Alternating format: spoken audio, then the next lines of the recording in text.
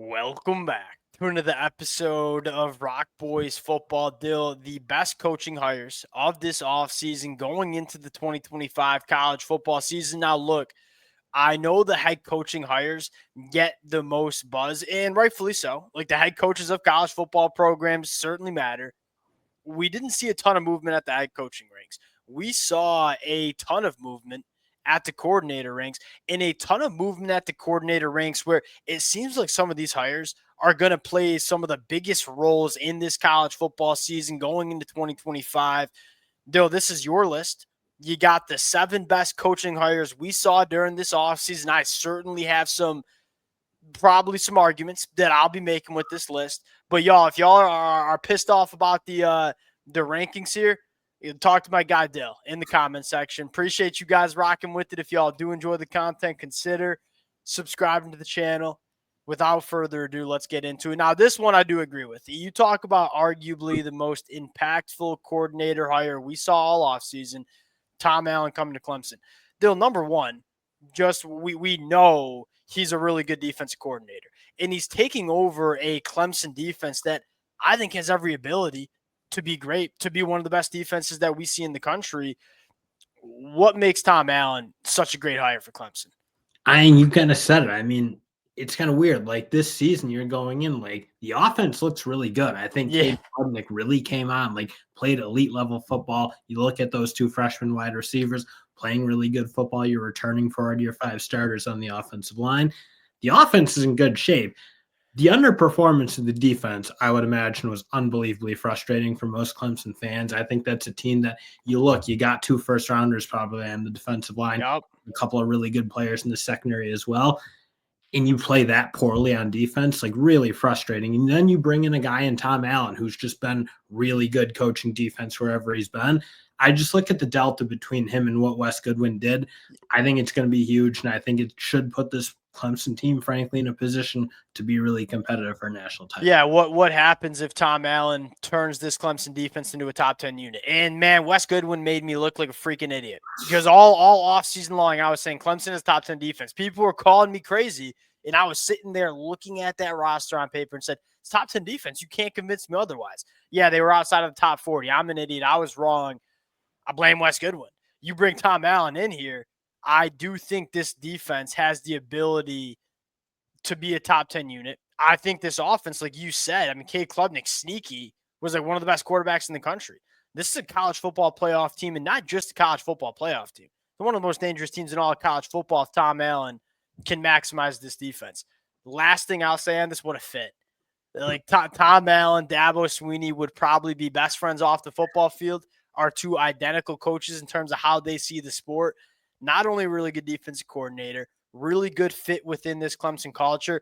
This was an absolute A-plus hire and has the ability to be one of the biggest hires that we see going into 2025. Number 2, Ben Arbuckle. I will give you the T-box. This is your list. Sell the people. I'm Ben Arbuckle here. Now, Ben Arbuckle is clearly an element, like there's a 2-part thing. Like you not only get a really, really good coordinator, a guy who you see how fast he's kind of rifling through the ranks of college football, how good of an offensive mind he is. So you do get that portion as well in a young coach that I think should be really exciting for Oklahoma. But the fact that it pretty much led to John Mateer, I imagine, is probably the bigger deal because I still don't think I have a ton of confidence in what Oklahoma has on the offensive side around the quarterback position. And with that, I think you need a really top-notch, not only quarterback, but a creator. I mean, the way John Mateer plays and how much he can kind of make plays in broken situations, I think that's a huge thing for Oklahoma because this is a team right now that if they don't make a bowl game and they don't play a competitive season, I think Brent Venables, there's a good chance he's not back. And you look at it, I mean, you got Michigan out of conference. It's not an easy schedule for Oklahoma. It never is in the SEC, especially when you have to play Michigan out of conference. If Brent Venables doesn't make a bowl game, you probably are talking about a new head coach in 2026 for the Oklahoma Sooners. Yeah, my biggest question mark, kind of what you said, specifically the offensive line. Dill, we saw how bad it was in 2024. It was one of the worst units in the country. Oklahoma fans learned the hard way. It's hard to win football games in the SEC when you are bad up front. Now, if it doesn't get remotely better, then yeah, I don't think this matters. But they do have some young talented guys coming in. Fasusi, I imagine, probably a good chance he's frankly going to play early. And then you did have some bright spots, I felt like, on the interior with some young linemen playing good football towards the Yes. end of the year. But I look like they really needed this type of hire. They needed to bring in this type of quarterback. So again, like, do I think this puts Oklahoma in national championship contention? Probably not. I just don't think that roster top to bottom is. But with that defense, if they get reasonable offensive production, this is a team that can be really competitive. And I think at least keep the Well, Brent here's Venables what I'll say, Dill, is like what if John Mateer, like I think he can be, is one of the best quarterbacks in the country with an Oklahoma defense that I think will be one of the better units in the country. It was last year. Nobody talked about it because the offense was so freaking bad.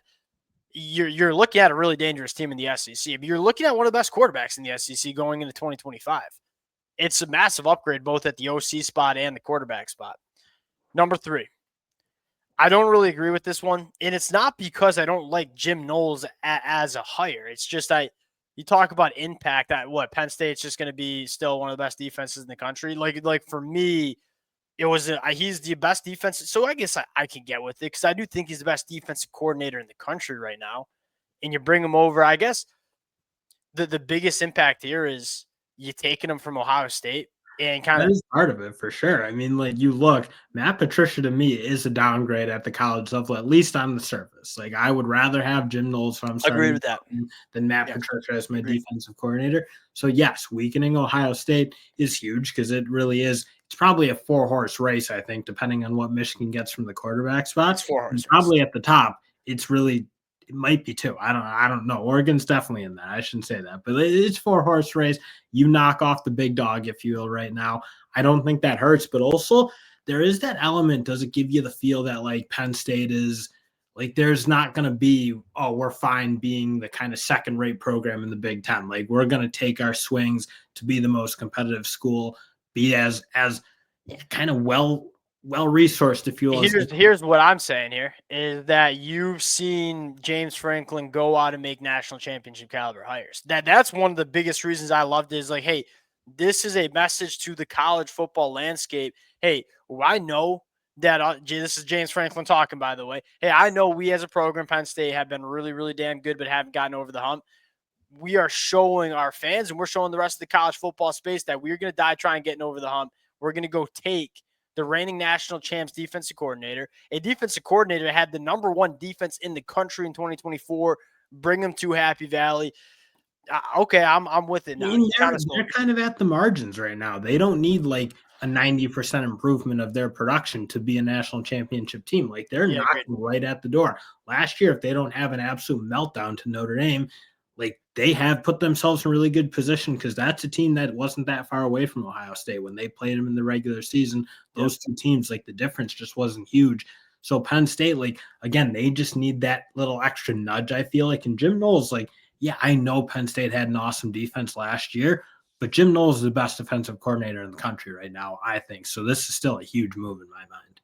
Yeah, I think that's fair. Number 4, this is probably the one I'd maybe have higher, is Chip Lindsey.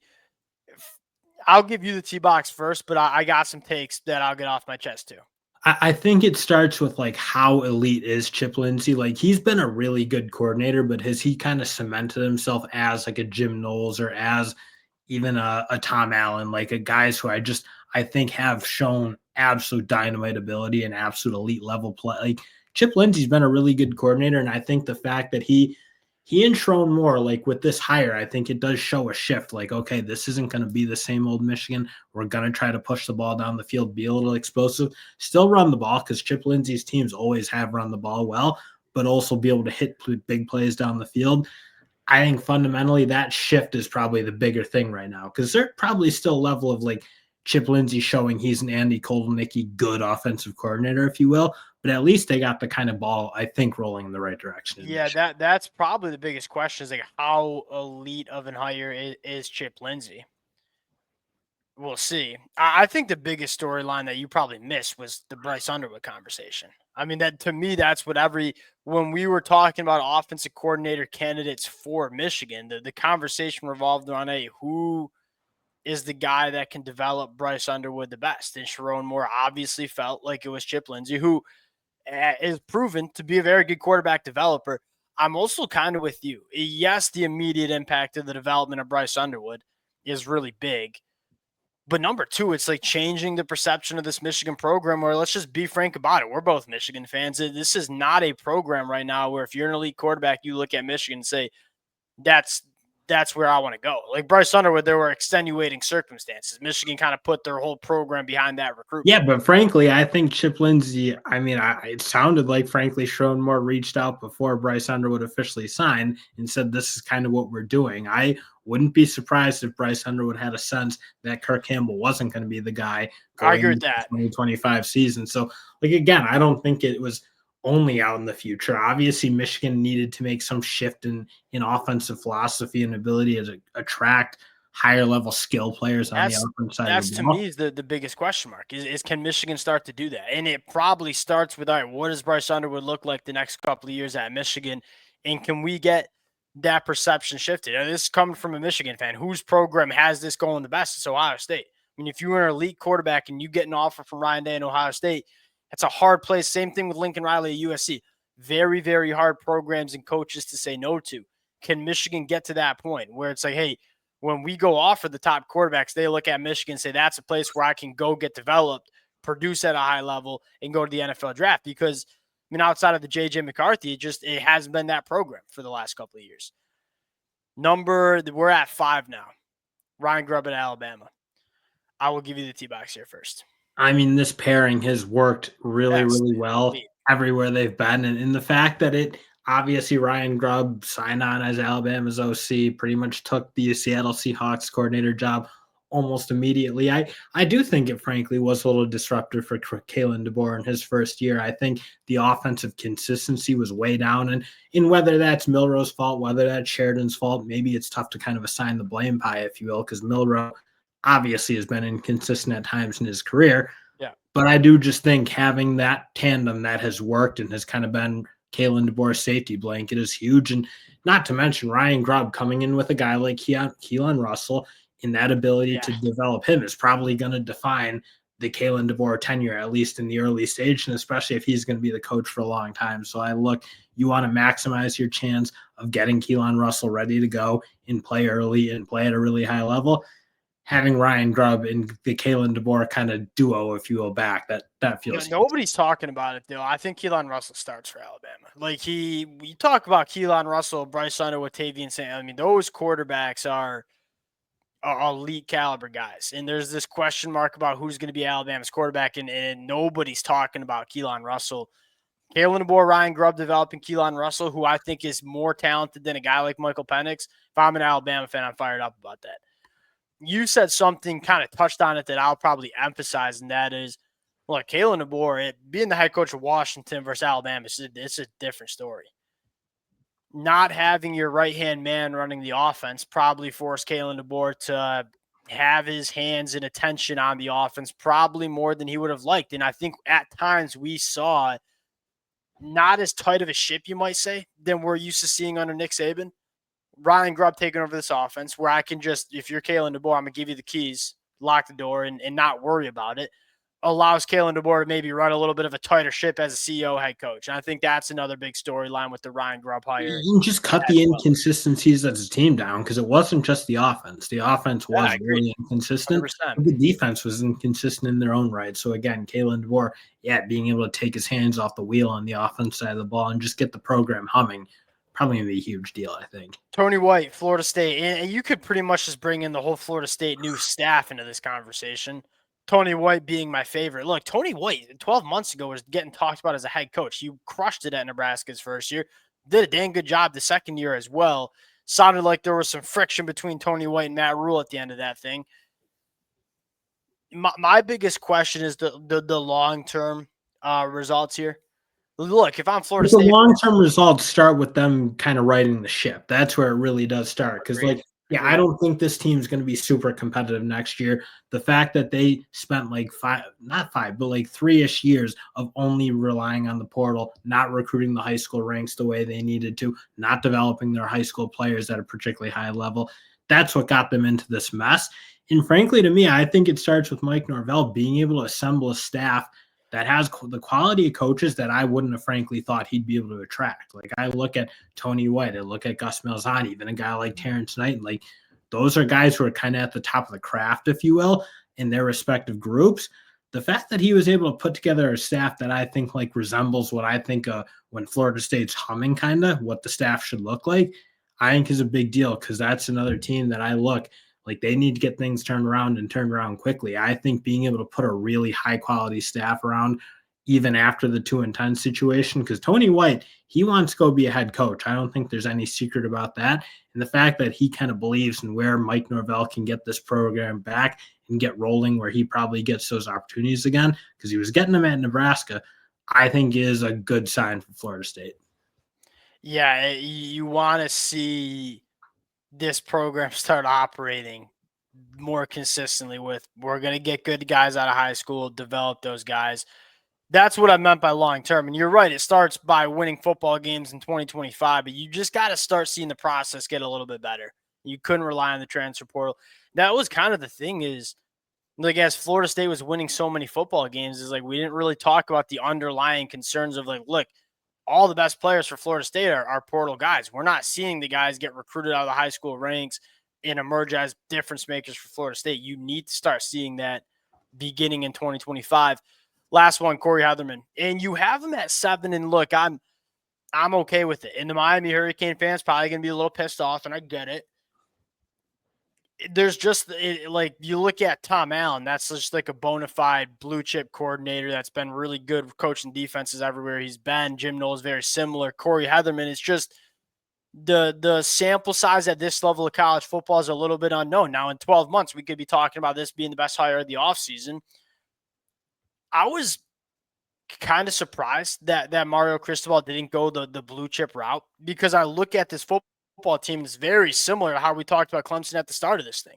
I got zero question marks about Miami's offense. I think, yeah, it's probably not going to be as prolific and productive without Cam Ward, but Carson Beck's not that big of a drop-off, and they're going to be able to run the football. The offense is going to be good. This defense on paper, similar to how we talked about Clemson, is very good in my opinion. And they made some massive moves in the transfer portal, specifically in the secondary. If Corey Hetherman can come in and maximize this defense, get this defense playing the way I see this defense on paper, it's going to be a top 20 unit in the country. If you get a top 20 unit in the country from Miami, with how good I think the offense is going to be, this is a very dangerous team in the college football playoffs. And that's where it starts with me. I'm a little surprised they didn't take a bigger swing. I mean, Corey Hetherman, that's not necessarily to take a shot at what he's done, but like, he doesn't feel like a Ryan Walters to me, or a Jim Knowles, or some of these defensive coordinators who have done Tom Allen, obviously, as you mentioned. He isn't really those guys. I look at Miami. I mean, that's a job, frankly, to me right now, feels like a top 10 defensive coordinator job, like a job that you don't, I mean, the cupboards aren't bare going in there. It's not like Tony White, honestly, would have been a bigger swing, if you will, to me. Like, in Tony White, like, that feels like a landable job, if you will, for them to go out there and grab him. So I think it really just starts with, like, they're in that position where they are in a window where it feels like they can win and win at a high level right now. I'm a little surprised they didn't kind of just go out there and really land a guy who you don't really have any questions about. Because Corey Hetherman, like, could be awesome. He got Minnesota playing really good ball, but obviously it's really just kind of 1 year you're relying on for the most part. At this level of football, I agree. Exactly. Yeah, we're gonna see about Corey Hetherman. That's gonna be really. I mean, I like the vibes. He's got the intensity. It's like kind of fun listening to him. I like the way the Minnesota team played. So it's like, again, I'm certainly excited about what he can do there, but it's not the surefire thing that I think some of these other moves maybe. Yeah, I agree with that, and I think a lot of Miami Hurricane fans would probably agree with that as well. What I am a big fan of is they hired a very good staff around him. Like, they go out and get Will Harris, who I think is one of the better DB coaches in the country from Florida. That's the type of stuff you want to do if you're going to bring in someone like Corey Hetherman. All right, we'll sign out there. There's a couple other names that we'll probably talk about more as spring practice gets kind of. What do you want to talk about Ohio State? You think that coordinator duo? To me, my only issue and why I left Ohio State off is, do you think either of those positions didn't take kind of meaningful steps down in terms of how you feel going into this year? Because to me, Patricia is not close to Jim Knowles as a college defensive coordinator right now. And obviously Chip Kelly is quite a bit higher level coordinator. Look, the Patricia one is probably as like a polarizing one. Very You poor. say, yeah, he really only had a success under Bill Belichick. Okay, fair. Wasn't a good head coach. Didn't really have a good stint with Philly, although that was kind of a weird situation. But you could also say he's a 3-time Super Bowl winning defensive coordinator. And the track record of defensive coaches in the NFL coming down to the college ranks is really, really dang strong. One thing I will say might give you more confidence is Steve Belichick. I think a lot of us were having the same conversation. Like, what is Steve Belichick without Bill Did a Belichick great with job. Patriots? He did do a really, really good Oh, job with the Washington Huskies. So, again, using that kind of like analogy, if you will, that probably does give you more confidence that you might have otherwise. I think the biggest question is like, why didn't anyone want to hire him for the past 2 yeah, years? He obviously wanted to work. Like, what was the holdup, if you will, for a lot of teams looking at him being like, stay away from us? yeah, one of the it's I guess maybe a little bit like you just came off a national championship. It is the Ohio State. And the coordinator hires were maybe some a little bit were kind of head scratchers. And the Brian Hartline one I'm less concerned about. Like, look, you have Ryan Day as a head coach. Give Brian Hartline the opportunity. If it doesn't work out, Ryan Day will call the plays come week 4, and you'll be fine. We'll sign out there. Appreciate you guys rocking with it. If y'all do enjoy the content, consider subscribing to the channel. Let it fly in the comment section, and we'll talk to y'all later. Peace.